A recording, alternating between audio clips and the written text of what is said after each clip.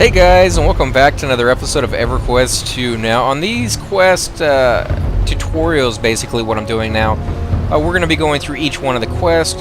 I'll read the whole text to you, everything that he says, everything that my character says. And of course you can see the dock over here with the boats. We're over in ButcherBlock right now if you're not familiar with this zone. And we're going to go ahead and talk to this guard right here. This is the first time we're talking to this Pacific NPC, so we're going to go ahead and see what he has to say.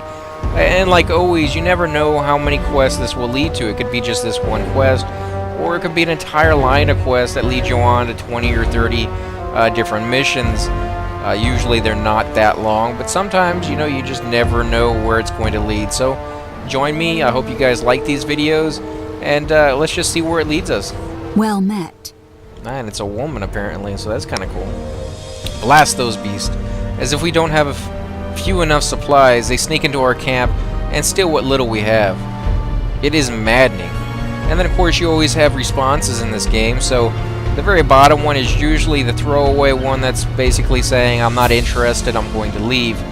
So a lot of the time I won't read those just because it's just repetitive. They say the same thing over and over again. But I'm going to say it on this one. That's unfortunate, farewell.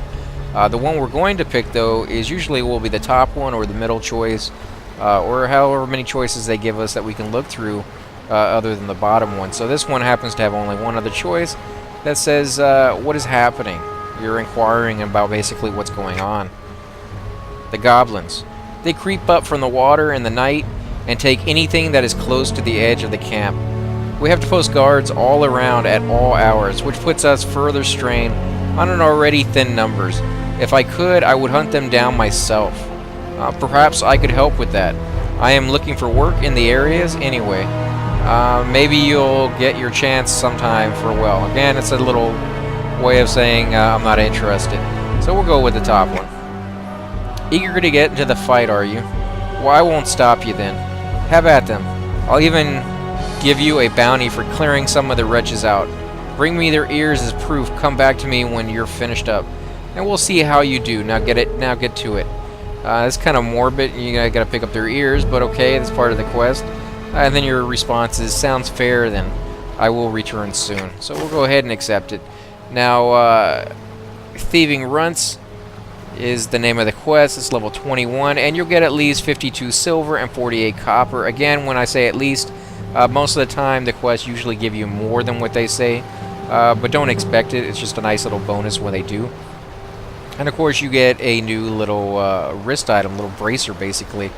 11 strength, 11 agility, 10 stamina, plus 4 to weapon skill, and it's a level 21, so if you're not level 21, you can't use this, unfortunately. And it doesn't say race or class, so basically anybody can use it, and it actually has a little slot on it. We can even click on it and say examine, and it's a white adornment slot. Most of these will be white adornments. You don't really get into red until you start raiding. Yellow and the blue ones are a little bit more rare as well. So we'll go ahead and hit accept. Aqua Goblin runt ears collected. Now if you're not sure where to go, you always want to make sure you check your map. On this game it does allow you not really a cheat, but a little walkthrough, almost a little clutch that you can use in emergency situations, or if you just don't feel like paying attention to what they're saying in the text, you can just rush right through it, look at the map, and see where you need to go. Now, unfortunately, this does not work with all the quests. They've gone back and they've added these for a lot of them. A lot of players have spent their own time mapping these things out and putting these maps on for you as well. But remember, a lot of the quests, especially at higher levels, especially when they first come out, do not have these walkthroughs. So you need to, you don't have to, but you should get into the habit of paying attention to what you read and what they want you to go kill, and remembering where those creatures are, because you may be doing a really, really complicated quest for your epic weapon or something along those lines, and it just does not have that walkthrough for that specific class at that time. And it really leaves it up to you to kind of figure it out. And that's rough if that's the very first time you know, you're having to figure all that out, if you're starting from scratch. So remember, just try to learn the game as you go along. Don't be too dependent on any one source. You know, even me, I'm showing you how to do it all, but showing you and doing it are two very different things. When you actually get into the game and you start playing, you'll be able to see what I'm saying. You know, it's like watching a raid and being on a raid. Not quite the same. You don't have that. I wouldn't go far as saying stress, because these games are very enjoyable to me. But some people do get that. You know, if a lot of the game is relying on you to finish or do your job, especially if you're a healer or something like that. If you mess up, everybody dies, and people know that you messed up. So that's a little bit of stress on some people. They don't handle it very well, or maybe they can handle it, it's just still stress. I never had that issue. I've always been a healer or a tank, so I've always had that kind of responsibility that if I fail, chances are everybody will die, and they'll know exactly who did it, so I'm just used to that by now. But remember that when you're picking your class, if you don't want all that responsibility, you just kind of want something easy to do that doesn't require a lot of concentration or life and death situations where you're responsible for a lot of other players. There's a lot of classes you can pick that don't have, I mean, they still do quite a bit of damage, they still participate and are still wanted in groups, but they're not the, you know, keystone basically in a group. I mean, a healer and a tank, if you lose either one of those, chances are your raid's gonna fail. You know, it's just, you have to have healing and you have to have somebody who can take the hits. Let's go ahead and heal myself up real quick. No harm in stopping, taking a breath, refreshing your life. It will save you tons of time in the future when you die and have to come all the way back to where you're at, especially if it's a long run. And remember, when you push further and further into these little coves, that the monsters can easily spawn right behind you. And they're not up just yet. But they can easily spawn right behind you if you're taking your time.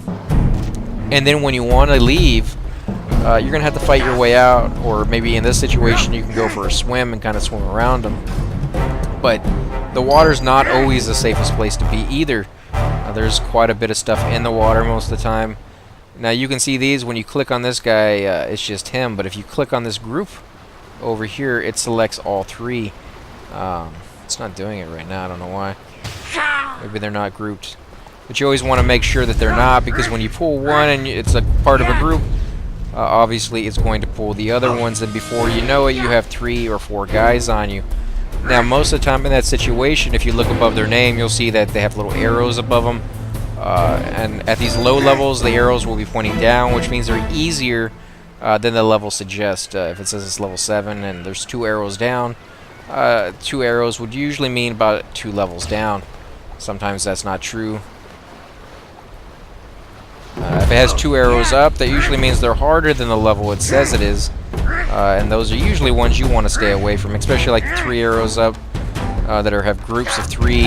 And then they add on like heroic, which makes them even harder, and you can kind of get the point that it just gets really, really difficult, you know, beyond the amount of experiences you're going to gain off of it, because they are only that level.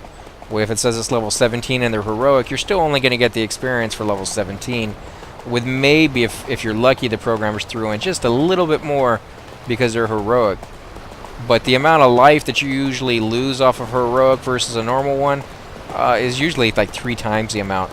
And so the downtime may be nothing with regular guys, but with heroic creatures, after every fight, you may have to sit there and refill your life from like 1 bubble of life left and wait for your power to come back up. So it adds that slowness to it, which will kind of make up for the experience you're getting if they did add anything to that specific you know, creature.